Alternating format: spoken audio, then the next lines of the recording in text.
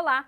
Seja muito bem-vindo a mais uma aula de arte. Eu sou a professora Vanessa e esta aula é específica para a segunda série do ensino médio. Hoje, nós vamos estudar sobre poética artística nas artes visuais. Provavelmente você já conhece essa palavra, poética, não é mesmo?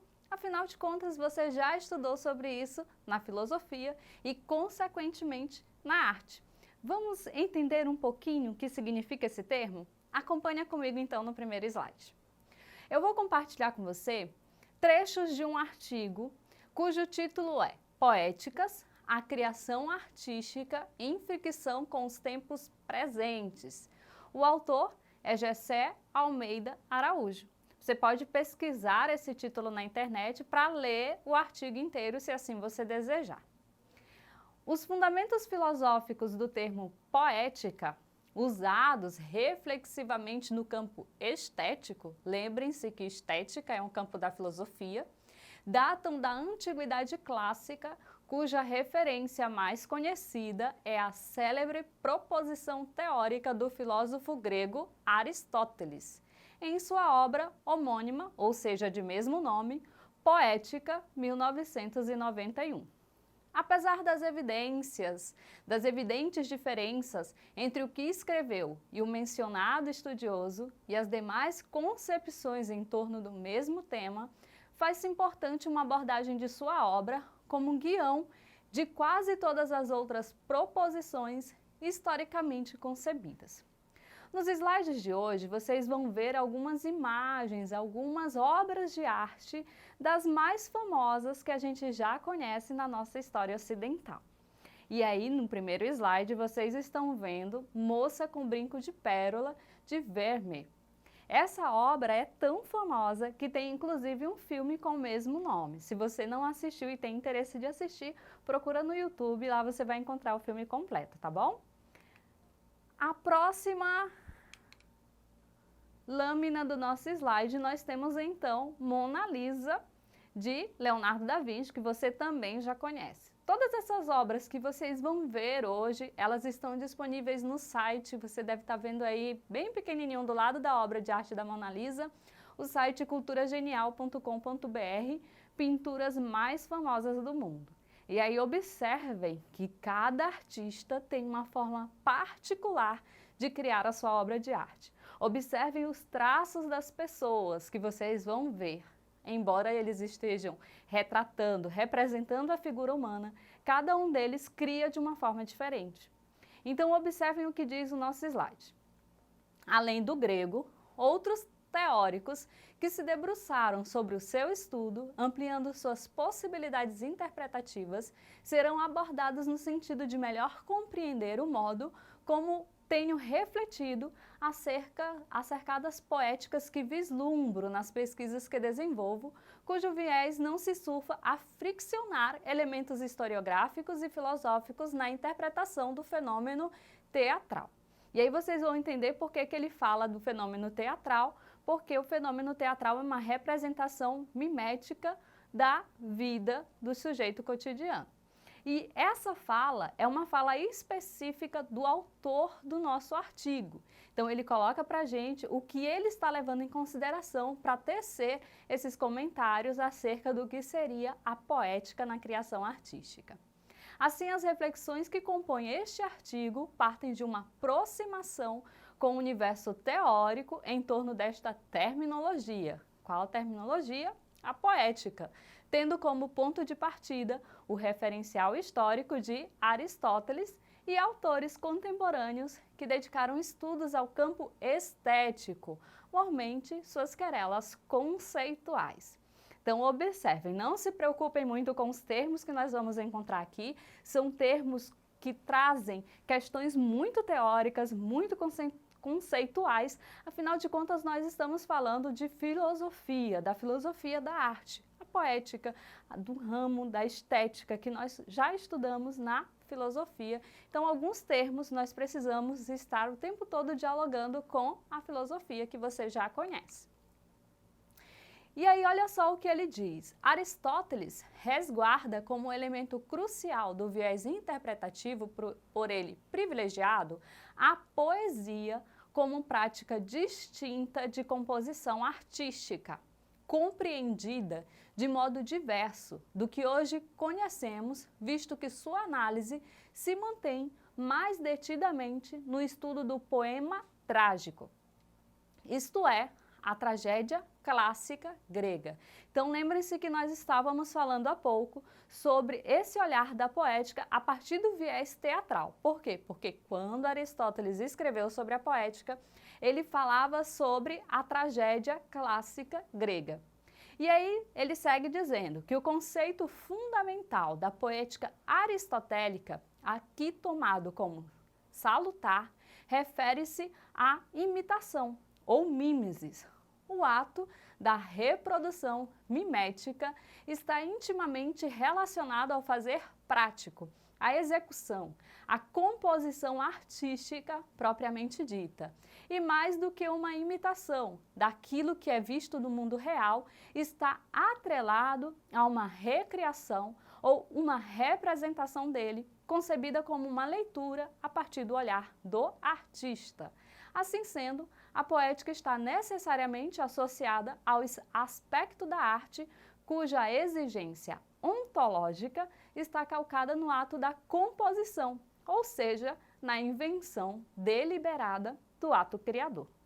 Na imagem que vocês estão vendo, nós estamos vendo uma das mais famosas obras de arte de todos os tempos, que é nada mais nada menos que A Noite Estrelada de Van Gogh. E essa imagem, ela dialoga muito bem com o que o autor do artigo quis dizer. Porque observem, noite estrelada é uma noite cheia de estrelas e a gente vê os elementos que compõem essa noite. No entanto, apenas Van Gogh foi capaz de representar a noite estrelada da forma como ele pintou. E nós ainda hoje reproduzimos essa obra de arte. Muitas vezes nós apenas colocamos ela na nossa parede ou, como acontece algumas vezes na sala de aula, alguns alunos fazem o processo de releitura a partir dessa criação artística. É possível cada um de nós fazer uma leitura diferente de uma noite estrelada? Totalmente possível, porque nós vamos dialogar com as nossas próprias experiências, com a nossa visão de mundo e com aquilo que nós estamos vendo, que é sempre muito diferente daquilo que o outro vê. Porque nós estamos falando de pessoas, e pessoas percebem o mundo de uma forma diferente. E aí, noite estrelada, observem, mimesis, né? A gente tem que lembrar dessa palavra algumas vezes, porque a gente está imitando a realidade. Mas o artista, no momento em que ele pinta a noite estrelada, ele cria uma outra realidade. Não é mais a noite estrelada, uma noite estrelada qualquer. O quadro, por exemplo, é A Noite Estrelada de Van Gogh. Desse modo, a poética vislumbrada por Aristóteles tem como material criativo a palavra, que no intento de ganhar relevo estético não se apresenta da forma como a linguagem escrita é cotidianamente empregada. Em outros termos, tem-se na obra de arte escrita o uso da palavra em sua forma poetizada. A diferença primordial entre a língua ordinariamente empregada e a linguagem poética está na função prática da primeira e na função estetizante da segunda. Dessa maneira, o objetivo da linguagem poética atinge o seu fim quando ela é preenchida pelo que não pode ser evidenciado pela linguagem escrita cotidiana. Os elementos de uma obra ou de um conjunto delas, por si só, não evidenciam a qualidade poética de uma produção. E aí nós estamos vendo a composição número 5 de 1948 de Pollock, uma das obras mais caras que a gente tem conhecimento. Se você quiser pesquisar, você vai saber mais sobre essa obra, que é muito famosa e bem cara, diga-se de passagem. Uma poética, aqui tomada como sendo um ou mais princípios de composição que regem uma ou um conjunto de obras, torna-se em certa medida uma das buscas constantes dos artistas.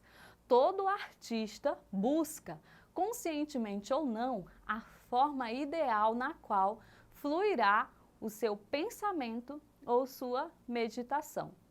Nesse sentido, a constituição de uma poética elenca elementos de ordem consciente ou espontânea, tornando-se evidente o fato de que as criações artísticas estão inseridas em contextos históricos e políticos que também interferem nas naturezas de composição.